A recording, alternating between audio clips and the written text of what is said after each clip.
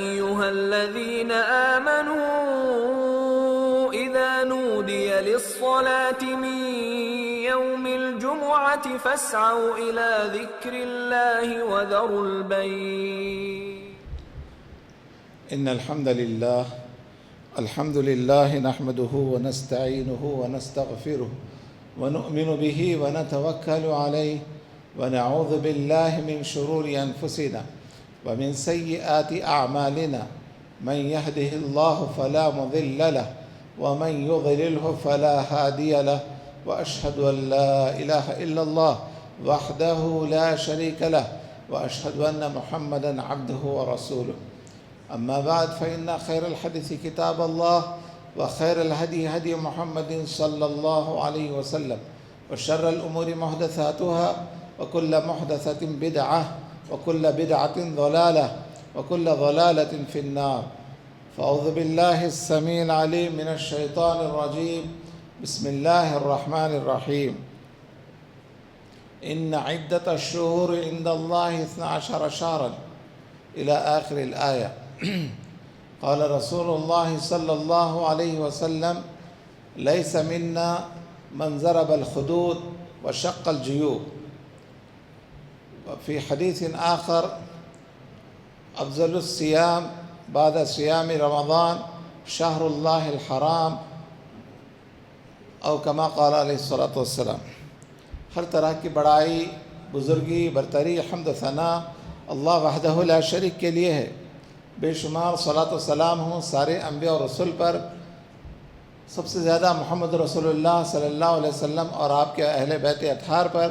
اللہم صلی علی محمد وعلی آل محمد وبارک وسلم. حاضرین جمعہ و خواتین اسلام، ابھی آپ کے سامنے سورہ توبہ کی مشہور آیت کا کچھ حصہ پڑھا گیا. اللہ تعالیٰ فرماتے ہیں: بے شک سال کے 12 مہینے ہیں، اور یہ سال کے جو 12 مہینے ہیں آج سے نہیں ہیں. یوم خلق السماوات والارض، جس دن سے اللہ تعالیٰ نے آسمان اور زمین کو وجود بخشا اس وقت سے جو ہے سال کے 12 مہینے ہیں. منہا اربعۃ حرم، ان میں 4 مہینے قابل احترام ہیں، عزت والے مہینے ہیں. ان مہینوں کا تقدس اللہ کے نزدیک بہت زیادہ ہے. وہ ذی قعدہ، ذی الحجہ، محرم اور رجب، یہ 4 مہینے اللہ کے نزدیک قابل احترام ہیں.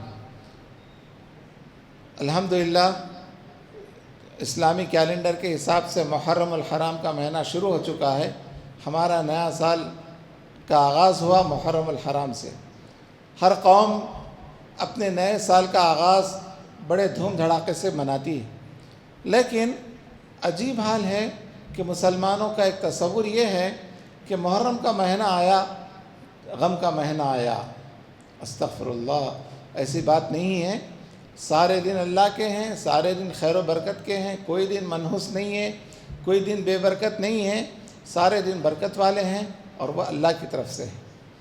اللہ سبحانہ و تعالیٰ نے یعنی یہ 4 مہینے جو رکھے ہیں حرمت والے، جس میں محرم بھی ہے. کب سے؟ جب سے اللہ نے زمین اور آسمان کا وجود بخشا، یعنی ہزاروں سال سے یہ 4 مہینے حرمت والے ہیں. اور اللہ تعالیٰ نے فرمایا ان مہینوں میں کوئی جنگ نہ کرو، اپنے آپ پر ظلم نہ کرو اور مل جل کر رہو. یہ ساری تعلیمات بتائی گئی ہیں. نبی کریم صلی اللہ علیہ وسلم نے فرمایا رمضان کے روزوں کے بعد فضیلت والا اگر کوئی روزہ ہے، شہر اللہ الحرام، اللہ نے محرم کے مہینے کی نسبت اپنی طرف کی ہے. شہر اللہ الحرام، اللہ تعالیٰ کا مہینہ جو تقدس والا ہے، برکت یعنی حرمت والا ہے، محرم کے مہینے کا روزہ. نبی کریم صلی اللہ علیہ وسلم جب مدینہ تشریف لائے، ہجرت کر کے مکے سے مدینہ تشریف لائے، تو آپ نے دیکھا کہ 10 محرم کو یہودی روزہ رکھتے ہیں. آپ صلی اللہ علیہ وسلم نے پوچھا کیا بات ہے بھائی، آج کیوں روزہ ہے؟ تو یہودیوں نے کہا کہ دراصل حضرت موسیٰ علیہ السلام کو اللہ سبحانہ وتعالیٰ نے فرعون کے ظلم سے آج کے دن نجات دی تھی، تو حضرت موسیٰ علیہ السلام نے شکرانے کے طور پر آج کے دن روزہ رکھا. پیارے رسول صلی اللہ علیہ وسلم نے فرمایا تم سے زیادہ حضرت موسیٰ کو ہم چاہنے والے ہیں. آپ صلی اللہ علیہ وسلم نے خود روزہ رکھا، صحابہ کو بھی روزہ رکھنے کا حکم دیا. عاشورے کا روزہ عاشورہ کہتے ہیں 10 محرم کو، محرم کی 10ویں تاریخ کو یوم عاشورہ کہا جاتا ہے۔ تو معلوم یہ ہوا کہ یہ دن اللہ تعالیٰ کے نزدیک بڑا اہمیت والا ہے، فضیلت والا ہے۔ لیکن اتفاق کی بات یہ کہ اسی دن حضرت حسین رضی اللہ تعالیٰ عنہ کی شہادت ہوئی۔ اللہ کے رسول صلی اللہ علیہ وسلم کے زمانے میں ہی دین اسلام مکمل ہوا۔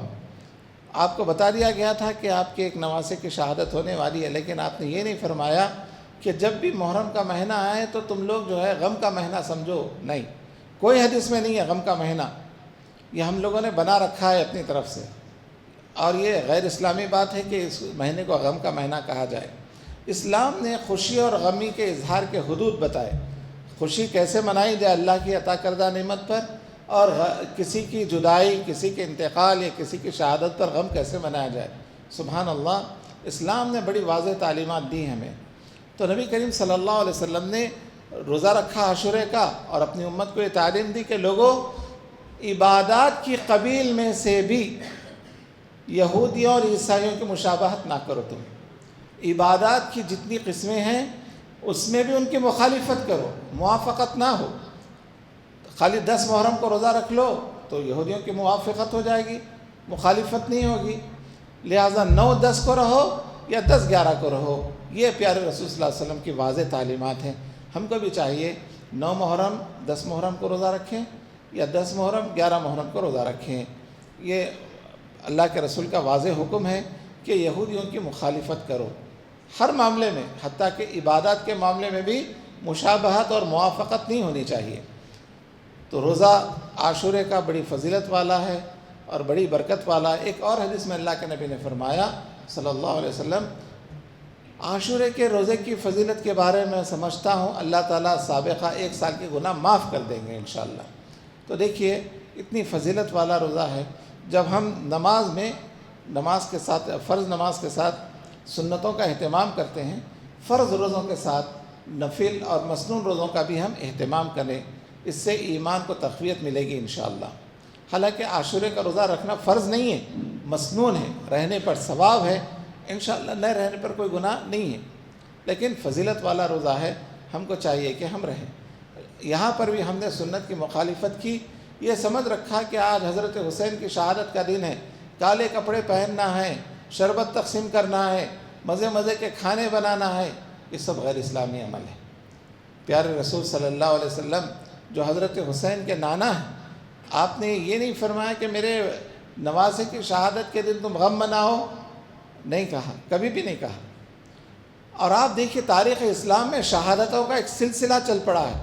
سب سے پہلی شہیدہ حضرت سمیہ رضی اللہ تعالی عنہ، شہداء کی فہرست میں نمبر 1 پوزیشن ہے ان کا۔ پھر اس کے بعد شہداء ہوتے رہے، شہید کئی جنگوں میں ہوئے، جنگ بدر میں ہوئے، جنگ احد میں ہوئے، 70 جلیل القدر صحابہ شہید ہوئے۔ اس میں آپ صلی اللہ علیہ وسلم کے چہیتے اور لاڈلے چچا حضرت حمزہ رضی اللہ تعالیٰ عنہ شہید کیے گئے۔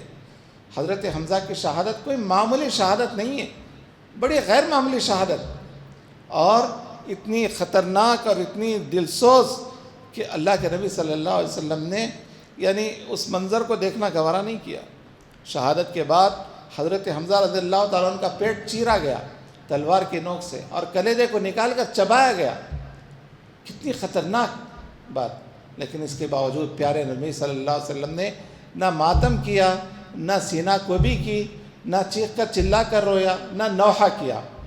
آپ صلی اللہ علیہ وسلم نے حدیث میں فرمایا، لیس منا، وہ لوگ ہم میں سے نہیں ہیں بھائی جو کسی کے انتقال پر یا شہادت پر سینہ کوبی کرے، من ضرب الخدود، جو اپنے گالوں کو پیٹے، وشق الجیوب، اپنی گریبانوں کو پھاڑے اور مار لے، وہ لوگ ہم میں سے نہیں ہیں۔ اللہ کے نبی نے صاف فرمایا۔ اور ایک حدیث میں فرمایا، النیاحۃ من عمل الجاہلیہ، نوحہ کرنا، ماتم کرنا زمانے جاہلیت کے کاموں میں سے ہے۔ تو معلوم یہ ہوا کہ کسی کے بھی انتقال پر ماتم کرنا، چیخ کر چلا کر رونا یا نوحہ کرنا، یہ سراسر غیر اسلامی عمل ہے۔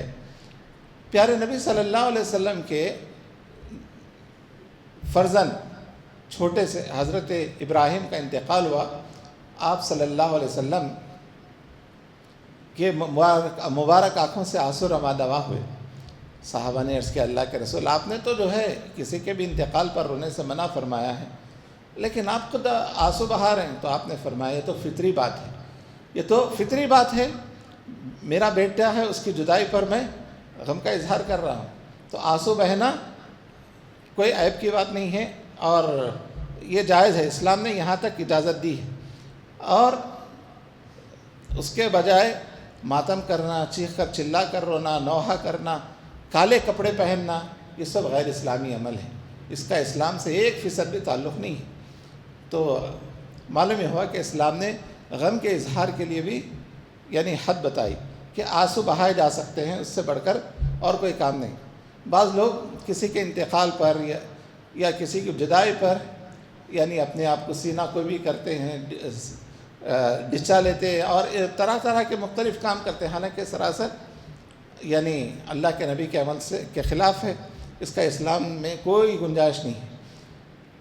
اور اسی طرح سے بتایا گیا کہ کسی کے بھی انتقال پر یا شہادت پر زیادہ سے زیادہ 3 دن غم منانا ہے، 3 دن سے غم منانا جائز نہیں ہے۔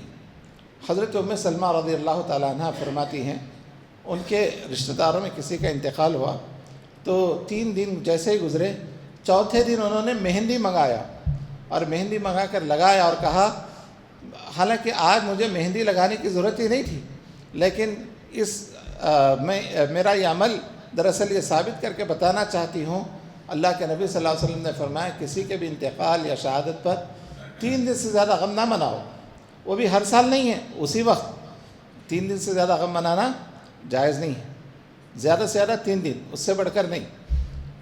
تو معلوم یہ ہوا کہ اسلام نے اپنے متبعین کو خوشی اور غمی کے اظہار کے بھی آداب سکھائے ہیں، خوشی اور غمی کے بھی اظہار کے آداب سکھائے ہیں۔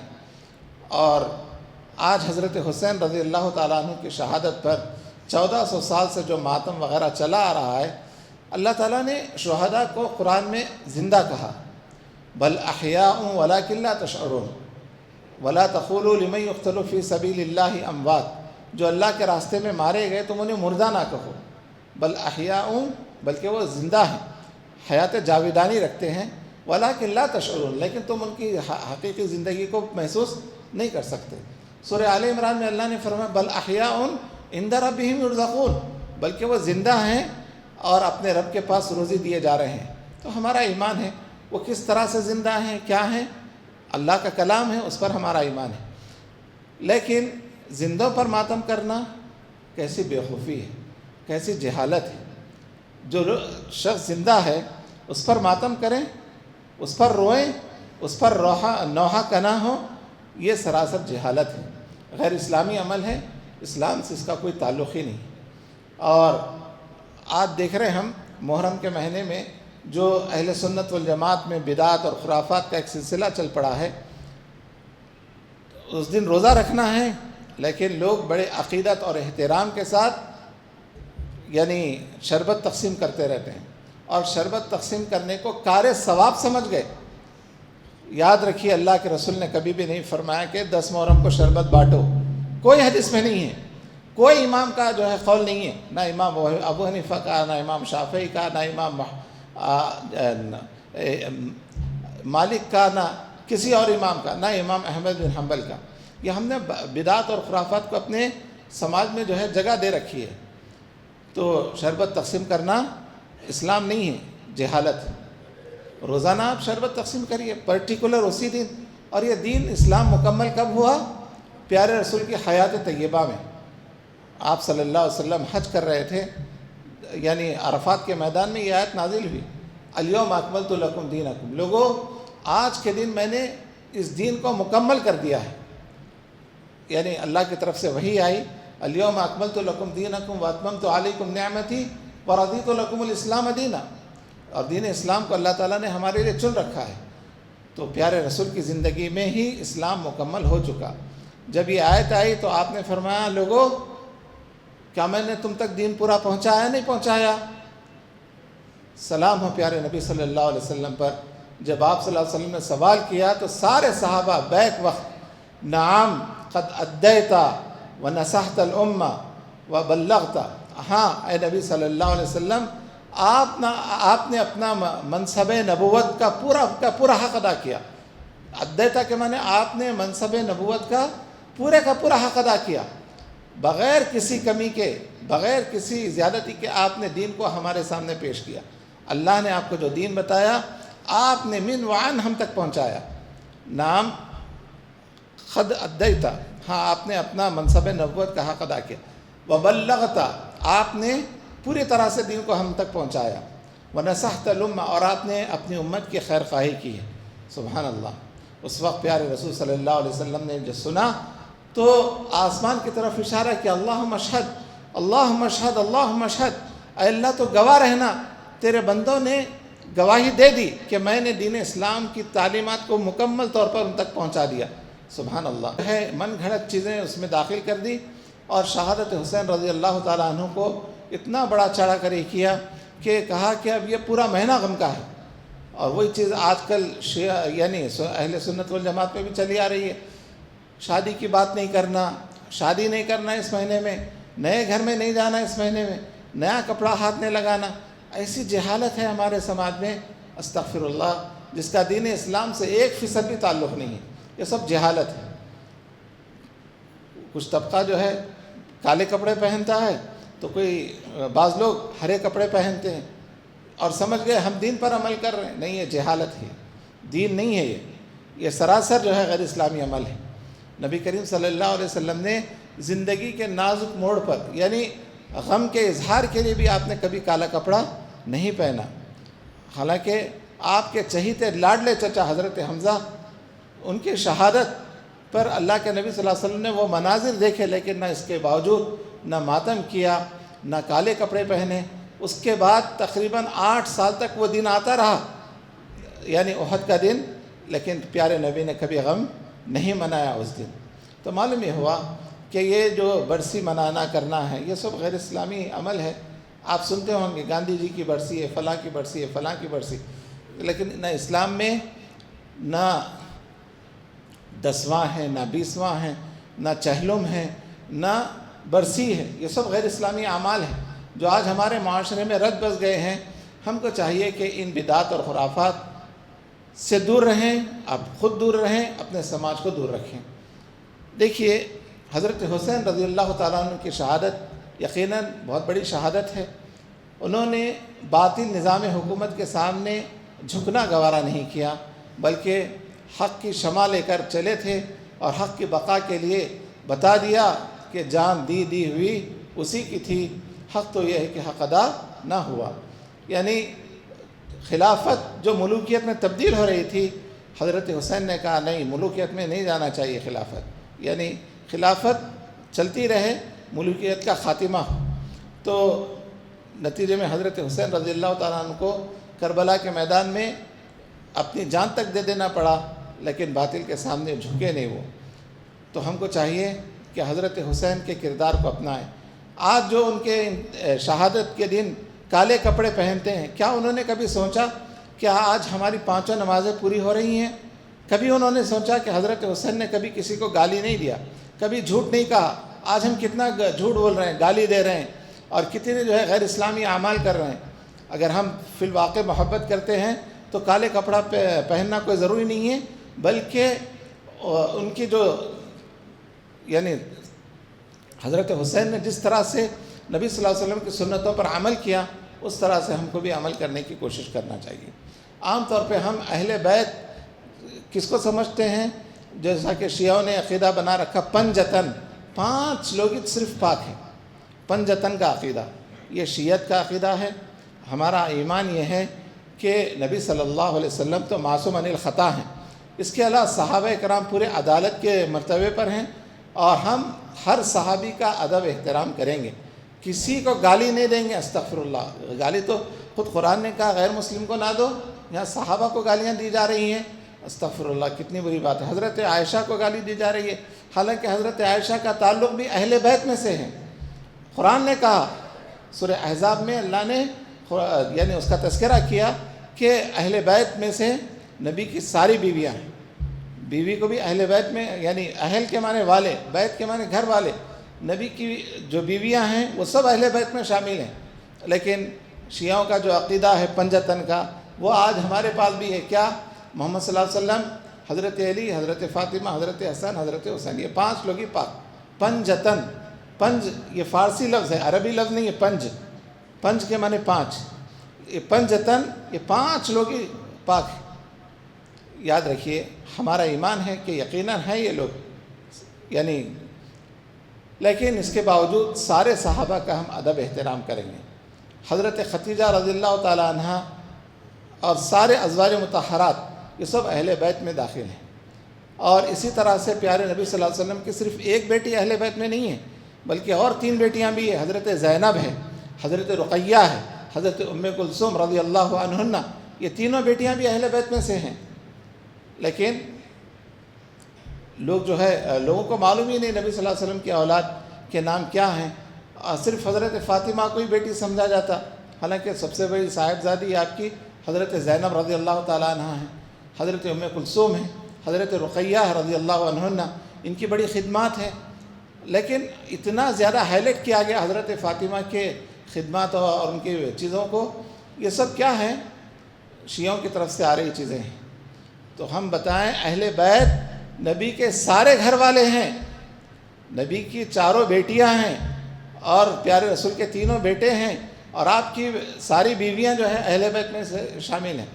اہل بیت انہی کو کہا جائے گا. لیکن ہم نہ دین سیکھنا چاہتے، نہ اگر کوئی دین بتائے تو اس پر عمل کرنے کے لیے تیار ہے. ہمارے پاس ایک ہی چیز ہے، ہمارے بڑوں سے چلتے ہوئے صاحب یہ چیز ہمارے بڑے جو بولے وہی حرف آخرے سمجھتے ہیں. یاد رکھیے ہمارے بڑوں کا قول دین نہیں ہوتا. قول کیا ہے؟ ما قال اللہ وقال الرسول. اللہ نے جو کچھ فرمایا وہ دین ہے، رسول اللہ صلی اللہ علیہ وسلم نے جو کچھ فرمایا وہ دین ہے. اللہ نے اہل بیت کا تذکرہ کیا ہے سورہ احزاب میں، اور بتایا کہ نبی کی ساری بیویاں اہل بیت میں سے ہیں. کوئی بیوی کا تذکرہ نہیں ہوتا سوائے حضرت خدیجہ کے. حضرت عائشہ کو نعوذ باللہ گالیاں دی جاتی ہیں، استغفر اللہ، کتنی بری بات ہے. اور حضرت ابو بکر کو گالیاں دی جا رہی ہیں، حضرت عمر کو گالیاں دی جا رہی ہیں، حضرت عثمان کو گالیاں دی جا رہی ہیں. یہ تینوں کی خلافت کا سرے سے انکار ہے، جبکہ اللہ کے نبی صلی اللہ علیہ وسلم بتا دیے تھے کہ میرے بعد 30 سال تک خلافت رہے گی. اس میں حضرت ابو بکر کو آپ نے انڈائریکٹلی نامینیٹ کیا تھا کہ میری موجودگی میں امت کی امامت کون کریں گے؟ حضرت ابو بکر کریں گے، حضرت ابو بکر کریں گے. تو حضرت ابو بکر نے مسلمانوں کی نماز میں امامت کی، اور یعنی اشارہ تھا کہ میرے بعد اگر کوئی امت کی کمانڈنگ کر سکتے ہیں تو ابو بکر میں وہ ٹیلنٹ ہے، وہ صلاحیت ہے. سبحان اللہ. تو ہم کو چاہیے کہ صحابہ اکرام کا ادب احترام کریں، کسی صحابی کی شان میں کوئی گستاخی نہ ہو. اور جو لوگ صحابہ کی شان میں گستاخی کرتے ہیں وہ ایمان والے نہیں ہیں، صحیح معنی میں ایمان والے نہیں ہیں. ایک حدیث میں اللہ کے نبی نے فرمایا لا تسبوا اصحابی، لوگوں میرے صحابہ کو گالی نہ دو، میرے صحابہ کو گالی نہ دو. ان کی بڑی بڑی قربانیاں ہیں، بڑے بڑے کارنامے ہیں سبحان اللہ ہر صحابی کے. اور عام طور پہ لوگ کیا کرتے، ذرا تکلیف ہو گئی، پریشانی ہو گئی، یا علی مدد، نہیں بولنا چاہیے. اللہ ہماری مدد فرمائے، اللہ سے ہم مدد مانگیں، اللہ سے مدد طلب کریں. اللہ تعالیٰ ہی ہماری مدد کرنے والا ہے، اللہ تعالیٰ ہی ہماری ضرورتوں کو پوری کرنے والے ہیں. یہ عقیدہ رکھنا. علی مشکل کشا ہے، استغفر اللہ. اللہ ہے مشکل کشا، اللہ مشکل کشا ہے، اللہ غریب النواز ہے، اللہ بندہ نواز ہے. یہ سب ٹائٹل اللہ کے ہیں. ہم نے اللہ کے ٹائٹل اس کے بندوں کو دے رکھا ہے. کیسی جہالت ہے یہ، کیسی بیوقوفی اور نادانی ہے یہ. ہم کو چاہیے کہ اللہ کے جو ٹائٹل ہیں وہ اللہ کے لیے خاص، اللہ کے ساتھ ہی رکھیں، وہ دوسروں کو نہ دیں. کوئی بندہ نواز، جس کو بولے اس کو بندہ نواز بول دیے، جس کو بولے اس کو غریب النواز بول دیے. یہ ایمان کو جو ہے کھوکھلا کرنے والی چیزیں ہیں، ایمان کو ڈیمیج کرنے والی چیزیں ہیں. اس سے شرک کی بدبو آتی ہے. یعنی غیر اللہ کو جو ہے مشکل کشا کہنا یا غریب النواز کہنا یا بندہ نواز کہنا ایمان سے ہٹی ہوئی چیزیں. اب یہ عقیدہ توحید کے بارے میں بتایا جاتا تو لوگ بولتے مولانا اختلافی باتیں بہت کر رہے ہیں. اختلاف کچھ نہیں ہے، توحید میں اتفاق ہے، کوئی اختلاف نہیں ہے. توحید میں اتفاق ہے چاروں ائمہ کا کہ اللہ کے جو نام ہیں وہ اللہ کے لیے خاص ہے، کوئی اللہ کے بندے کو نہیں دیا جا سکتے وہ نام، حضرت علی کو نہیں دیا جا سکتا کہ وہ مشکل کشا ہیں، اور جو ہے یا علی مدد اس طرح سے کہنا، یہ سب کیا ہے، ایمان سے ہٹی ہوئی چیزیں ہیں۔ ہم کو اپنے ایمان کا محاسبہ کرنا ہے، اپنے ایمان کا جائزہ لینا چاہیے کہ ہم کدھر ہیں اور ہم کو کیا کرنا ہے، اور جنت میں جانے والے کام کیا ہیں، اس پر اچھی گہری نظر رکھنی چاہیے۔ عقیدہ توحید کو مضبوط کریں، ہم عقیدہ توحید کو مضبوط کریں، اور یاد رکھیں 10 محرم آیا، چلو بیک عالم دیکھنے چلے گئے۔ حیدرآباد میں بہت زیادہ لوگ بڑی شوق اور ذوق کے ساتھ جا کر دیکھتے ہیں، خاص طور سے خواتین۔ یاد رکھیں حرام ہے جا کے دیکھنا، گویا ان کی ہمت افزائی کر رہے ہیں، ہم حوصلہ افزائی کر رہے ہیں۔ کوئی نہ جائے بیک عالم دیکھنے کے لیے۔ اسلام کیا ہے؟ اسلام یہ سب خرافات نہیں ہے، اسلام سیدھا سادہ دین ہے اور آسان دین ہے، اچھا دین ہے۔ وما جعل علیکم فی الدین من حرج، اللہ تعالیٰ نے اس دین میں کوئی تنگی مشکل کو نہیں رکھا ہے۔ تو ہم کو اپنے ایمان کا جائزہ لینا ہے، اپنے ایمان کا محاسبہ کرنا ہے، اور صحیح جب جو چیز معلوم ہوئی اس پر عمل کرنے کی کوشش کرنا ہے۔ فوری اس کو ٹیلی نہ کریں، ارے ہمارے باپ دادا نے بولے، یہ مل صاحب آ کے نئی نئی باتیں کر رہے ہیں۔ نئی باتیں کچھ نہیں ہیں، قرآن کی باتیں ہیں، حدیث کی باتیں ہیں، اس پر ایمان لائیں گے تو دنیا بھی کامیاب، آخرت بھی کامیاب۔ ایمان نہیں لائیں گے تو دنیا میں بھی نقصان اٹھانا ہے، آخرت میں بھی نقصان اٹھانا ہے۔ یاد رکھیے ماتم وغیرہ کرنا اللہ کے نبی سے ثابت نہیں ہے، اور کسی اور صحابہ سے بھی ثابت نہیں ہے۔ حضرت علی کی شہادت ہوئی، کیا حضرت حسن نے ماتم کیا؟ حضرت حسین نے ماتم کیا؟ تاریخ گواہ ہے، نہ حضرت حسن نے ماتم کیا نہ حضرت حسین نے ماتم کیا۔ صاف حدیث ہے، النیاحۃ من عمل الجاہلیہ، نوحہ کرنا، ماتم کرنا زمانے جاہلیت کے کاموں میں سے۔ اسلام کی آمد سے پہلے ایسی یہ چیزیں ہوا کرتی تھی، اسلام آنے کے بعد پیارے رسول نے ان ساری برائیوں کا خاتمہ کیا۔ تو ہم کو چاہیے صحیح دین سیکھیں، صحیح دین پر عمل کرتے ہوئے خوشی محسوس کریں، اور لوگوں کو بھی صحیح دین کی طرف بلائیں۔ اللہ تعالیٰ سے دعا ہے کہ اللہ تعالیٰ جب تک کہ ہم کو اس دنیا میں رکھے، اسلام پر رکھے، ایمان پر رکھے، اور خاتمہ ہو تو اسلام پر ہو، ایمان پر ہو، اس حال میں کہ اللہ ہم سب سے خوش ہو اور ہم اللہ سے راضی ہوں۔ اصل یہی کامیابی ہے۔ آمین۔ بارک اللہ لنا ولکم فی القرآن العظیم ونفعنی وإیاکم بالآیات والذکر الحکیم، انہ تعالی جواد کریم ملک بر رؤوف رحیم رب حلیم۔